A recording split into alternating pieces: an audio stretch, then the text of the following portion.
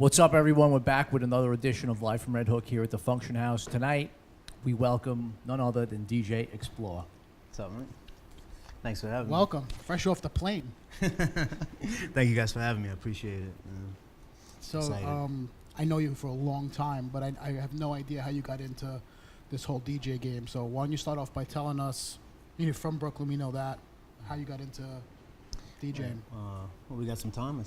We got plenty of time. It's a little bit of a long story. All right, where do I begin? All right, well, I guess growing up, music's always been in my family. Like a lot of us DJs and stuff like that. My father always was into music. He always collected records growing up. Anything from Elvis Presley. He had pretty much every Elvis Presley record you could think of. Sinatra, Engelbert Humperdinck, Raphael, Spanish singer, Julio Iglesias, you name it. He had a lot of stuff like that. He used to always, Julio. yeah, he used to sing also. So I was, I was always exposed to different kind of music growing up.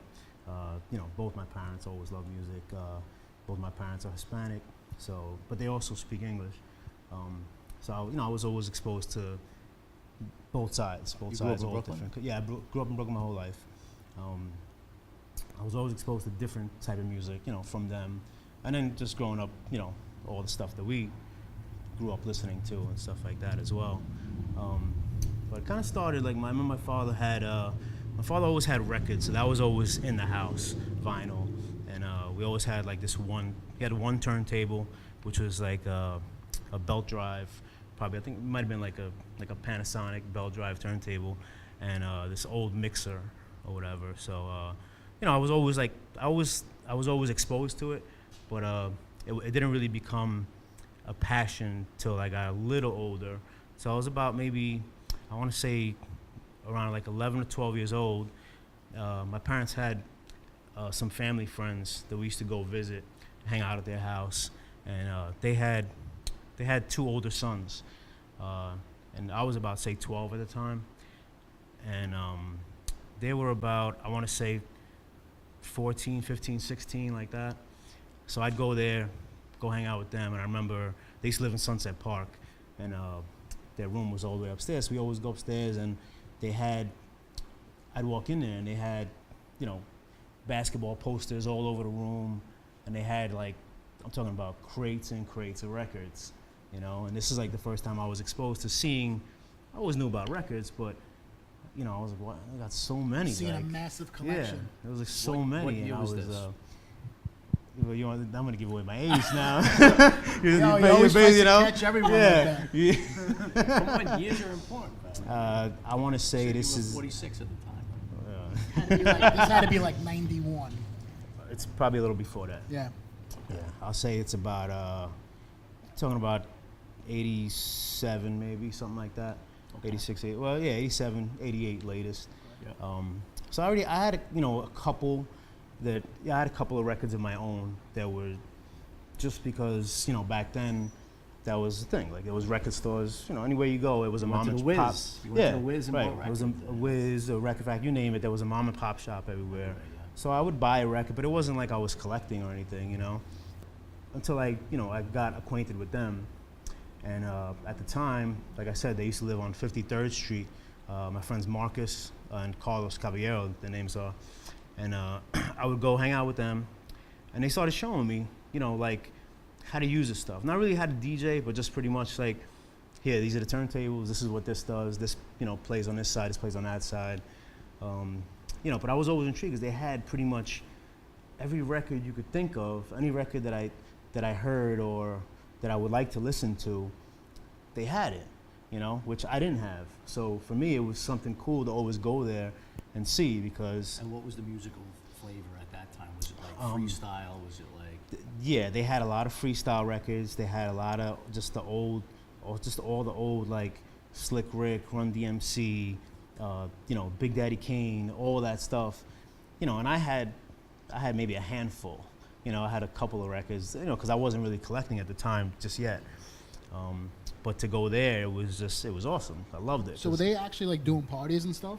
So they were doing parties, and I believe their cousin also he was a little older, so I think he was doing more parties and stuff like that. But yeah, they were doing like, you know, house parties, block parties. You know, they had big speakers in the house. You know, that was like. So these were the guys that you watched and. So and these are the figured it guys out. that first exposed me and got me interested in the whole collecting thing, because what happened was I used to go there and hang out, and if you remember, on 47th and 5th was Music Center, and back then I'd go there and we'd always take a walk and go to Music Center and buy records.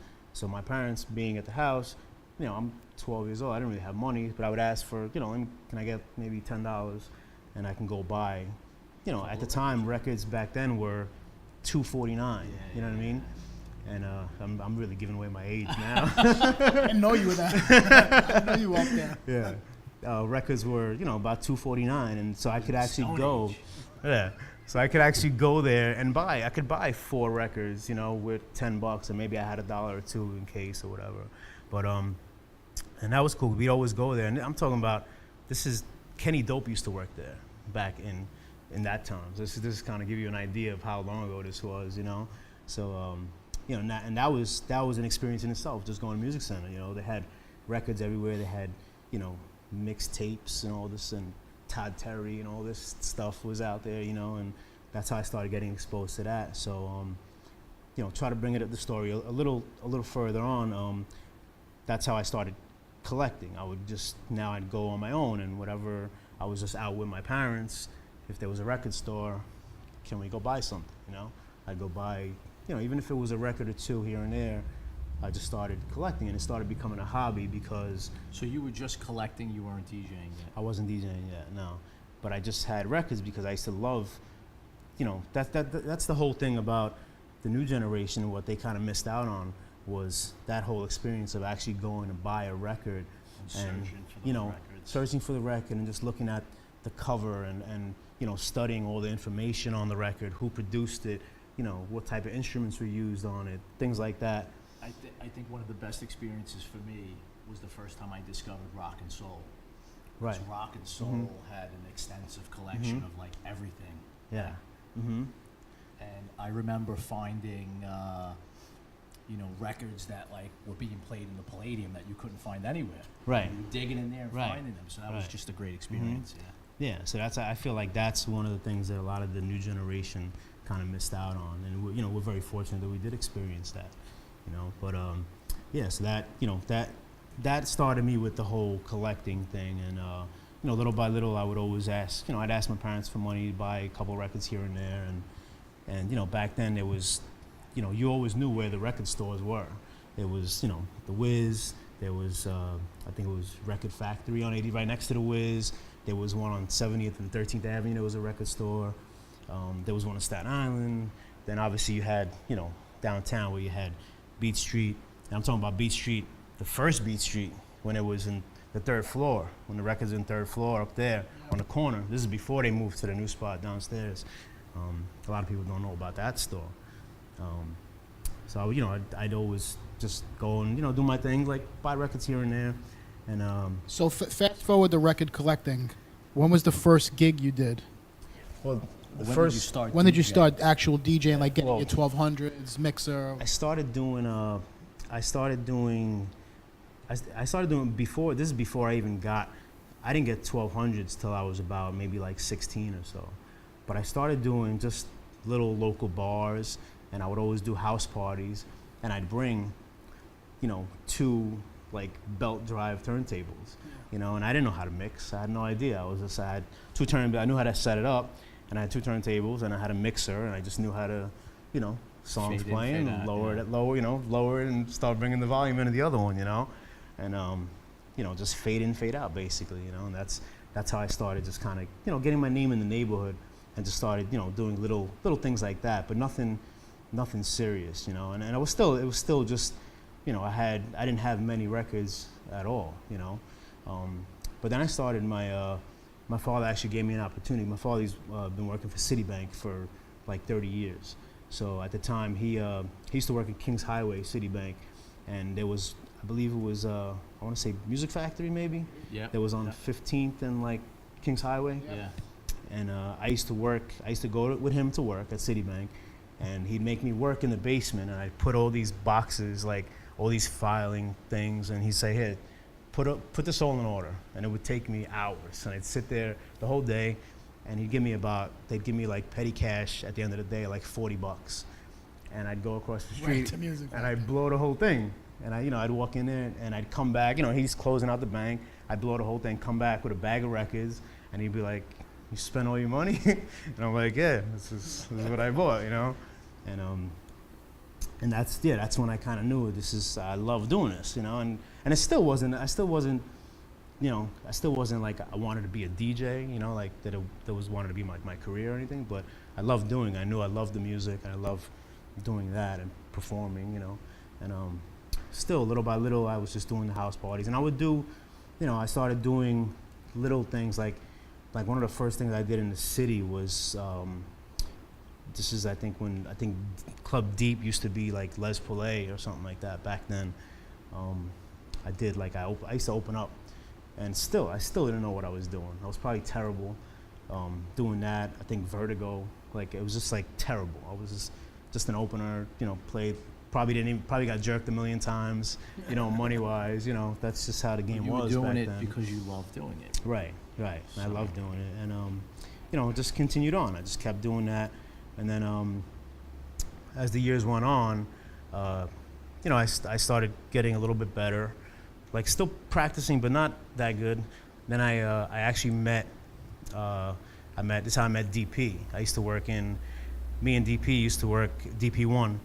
My partner, we used to work at a Pathmark Pharmacy, which was on 86th Street and 20th Avenue. And one day we were just talking, and he's like, "Oh, so what else you do?" And I'm like, "Oh, I said, yeah, I DJ." And he's very like, he's like, "Oh, you DJ?" And I was like, he's like, "Yeah, I DJ too." And then from there we just clicked because we were already cool. And then So was he always a beast, DP1? yeah, it's funny because, when I first started hanging out with him, he introduced me to Blowout, which is also my brother, and he the reason we also clicked is Blowout was a barber also. He was a DJ and a barber as well, so we all kind of had this little clique, and we all started hanging out and practicing together. I remember the first couple of times I went over there, these guys were already on another level. They already knew how to mix. Like I didn't really know how to mix records like that. They already knew how to mix. They already knew how to kind of like scratch and stuff like that. What was the name of that crew? Turntable Nihilist Crew. Yeah. So is that where you credit to learning the art of mixing and? That's where I would say that's where I learned. I remember being in DP's house one day, and we're just practicing, and I'm trying to mix records, and I did a mix, and it came out really smooth, and they were like, "Yo, you got it!" They were like, "You got it!" And I was, and it was like exciting. I was excited, and I still had to work on it because I didn't even know how I did what I just did. You know what I mean? But yeah, it just became a habit of, yo, let's link up. We're gonna have a session today. We're gonna practice, and little by little, it just got better and better. You know what I mean? And then I started, and then I was going out a lot. We were heavy into the underground hip hop scene, so we were doing all like the shows at SOBs and Wetlands and all the open mics, and just like a bunch of underground hip hop shows. We would DJ and host and things like that. So let's take a step back. When did you, because you were also doing the barbershop thing. Yeah. So how did that, so you're DJing, how did you get involved in cutting hair? Well, I got involved in cutting hair. Making that cash, right? Yeah. DJing and the barbershop. Oh my God, socking it. So, and have you and Shortcuts ever battled out cutting hair? No, no, but he's dope though. I know he's dope. He's dope, man. Maybe we gotta get him down at the function. Yeah. I know, cause I've seen hair because he's done, and we've always spoke about it. That's my people's too, man. Shout out to Shortcuts. That's funny though. But so how did you manage to? I started cutting hair just to, I needed a job. I needed a way to make money to buy records. You know what I mean? And I had a couple of friends that were barbers, used to work in Sunset, and I said, let me try this. And I started cutting hair. I started cutting all my friends' hair in the neighborhood. And I was doing it for free at first, and then it was kind of like, I need to start making some money. So I started working at a shop in Sunset Park. And then little by little, I moved over to a shop back in Bay Ridge, Astor Place, which was on 77th Street. And this is, you know, you're going back 23 years now. I was cutting for 23 years, so Damn. yeah. When did you stop cutting hair? I actually stopped recently. I actually stopped within the last year because, as you also know, I work for the Department of Sanitation. Whoa. And Sanitation. yeah, yeah. So that came along, and you know, I was trying to juggle all three. You know, I mean, and it was just natural. You know, sanitation, and I wasn't gonna leave the barbershop because that's something that I always loved. You know, and I had a lot of friends, a lot of camaraderie there. You know, and you know, and it was just a place of I don't know what the word is. Just a place of comfort for me. You know, I can go there, joke around, you know, let loose there. You know what I mean? And it was always cool. And the money was great, obviously, you know. Where do you keep it all? You must have a vault in the house. It's gone, man. It's gone, man. So, so you know, you start DJing, you're collecting records, you start DJing, you start getting into the hair game, cutting people's hair, you're making money, still DJing. Yeah. When did you finally start playing gigs where like now you're playing gigs and they're hiring you? Like who really put you on? And yeah, who were the promoters at the time?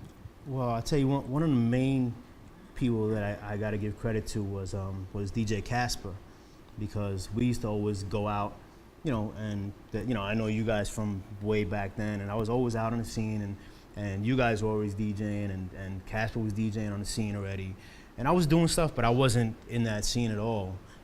But I was always going out, you know, and we were always hanging out, and he'd just be like, yo, just get on, you know, like, I'm gonna go to the bathroom, yeah, just play, you know what I mean?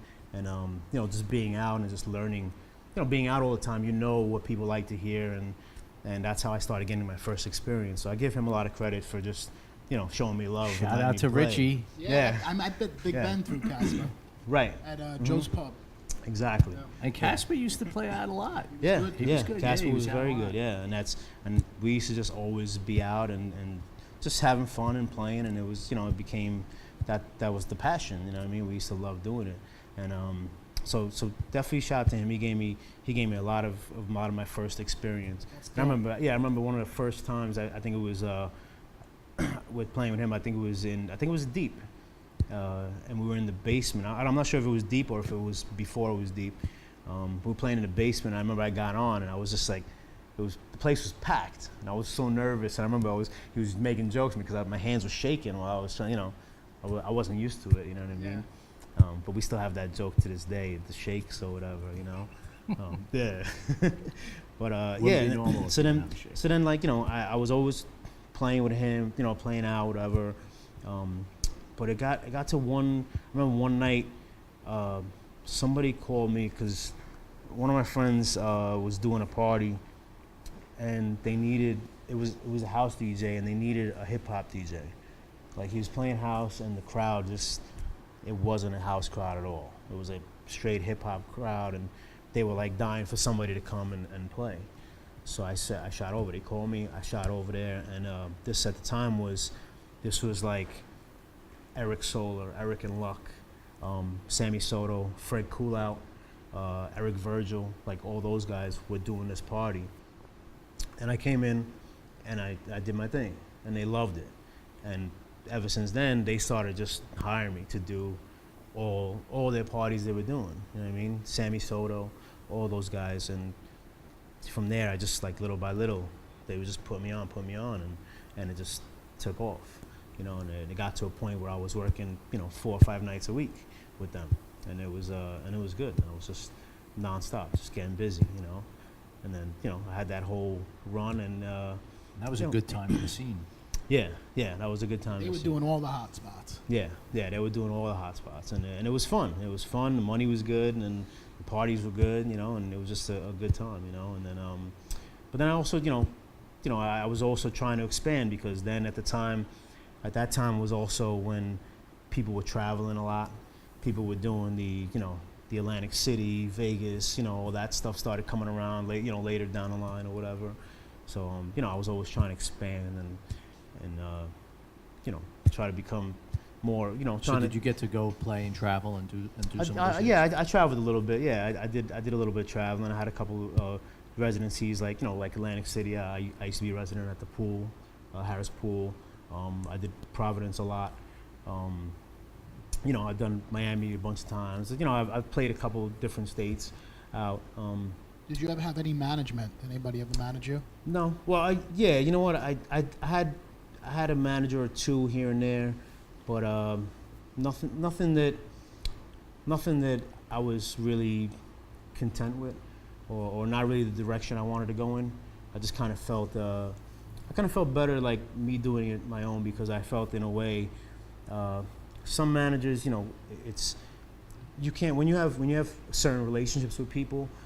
If I already have a good relationship with you, I'm not going to bring a manager into it and say, okay, deal with him now. You know what I mean? Which at first I did that a couple of times, and it ruined a couple of relationships. And I learned from it. You know what I mean? And it was a mistake. You know what I mean? Because I burned a couple of bridges that I thought, that it wasn't necessarily my fault, but because of who they were dealing with and who I was dealing with at the time, it just didn't work out. And I look back at it now, and I just feel like I handle myself better, you know what I mean? Like that, so. So if there's, are there any DJs that you enjoy to go out and hear play today? Well, yeah, of course, like just the guys, coming up, obviously DJ Riz, everybody's favorite, you know what I mean? But yeah, all the guys like Big Ben, Scram Jones I like listening to. I think he's real dope.